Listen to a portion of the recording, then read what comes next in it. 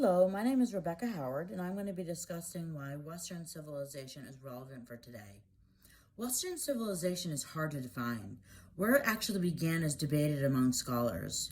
Some say it has its roots in the ancient Greek and Roman worlds. In the article, What Exactly is the West? From the American Conservative, it is written, quote, one of the greatest historians of the last century, Christopher Dawson, thought of the West as a tradition, one that blended almost seamlessly the classical world with Christianity. According to Lawrence Birkin in the article, What is Western Civilization? The blending of the ancient world to the Middle Ages to the modern world is, quote, but this would involve a distortion of history to such magnitude as to be acceptable to no reputable scholars.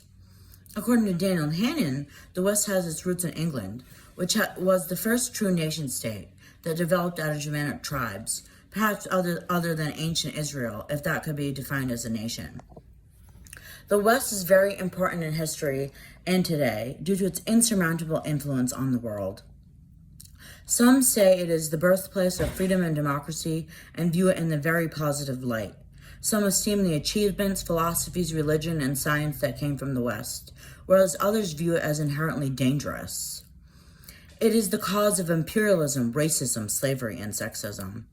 In a very confusing cultural and political climate in the United States today, we see the development of academic theories such as critical race theory that critique everything Western as inherently evil. Secular academia has made its primary goal to criticize the West and promote postmodern theories. As a Christian that came from the secular setting, I have many stories where I was forced to listen to anti-Christian propaganda. I've been very discriminated against and on occasion had to defend my faith in order to pass a class.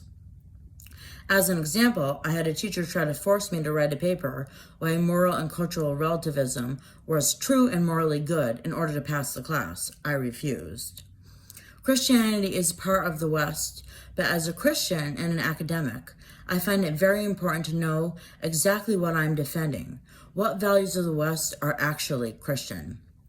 Daniel Hannan writes in the book Inventing Freedom, quote, in the United States, especially in under the present administration, Anglospheric identity is seen as a colonial hangover, the patrimony of dead white males.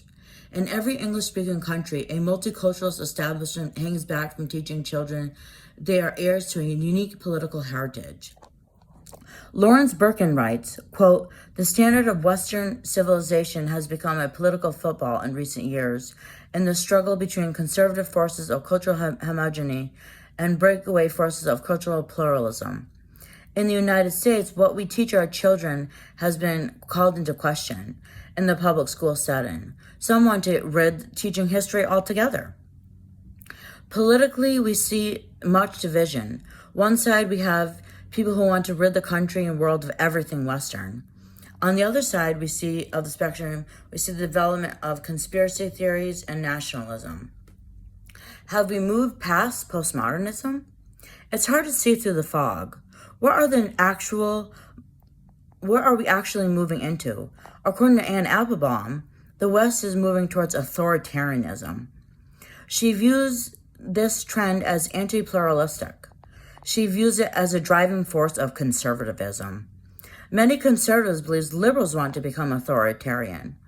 What is actually going on and actually going to happen is very hard to understand today. However, it is apparent that the world is moving away from democracy. We are moving away from freedom. Many people no longer value liberties like freedom of speech. Understanding freedom and why it is necessary for the world is of the utmost importance today. According to Alexander Rothen-Pubel, in his article Reflections on the Western World, negative freedom or liberal freedom is the right to make your own choices. In the ancient Greek world, the ancient Greeks believed that freedom was a product of virtue. The example he uses is perfect. If an alcoholic is an alcoholic free because he has the choice to drink, or is he not free because he has the problem? Similarly, Christians view freedom as a product of virtue. After all, with freedom, people can choose to do things that are wrong. I would argue that democracy is also only as good as the values the people have. An entire culture can vote to wipe Israel off the planet. An entire culture can vote for the enslavement of other people. There is no question that the West has made its imprint on the world. So from what we teach our children, how we govern ourselves, and how we interact in world affairs all depends on how we view Western values. As a Christian, what should we actually be defending, and what should we separate ourselves from?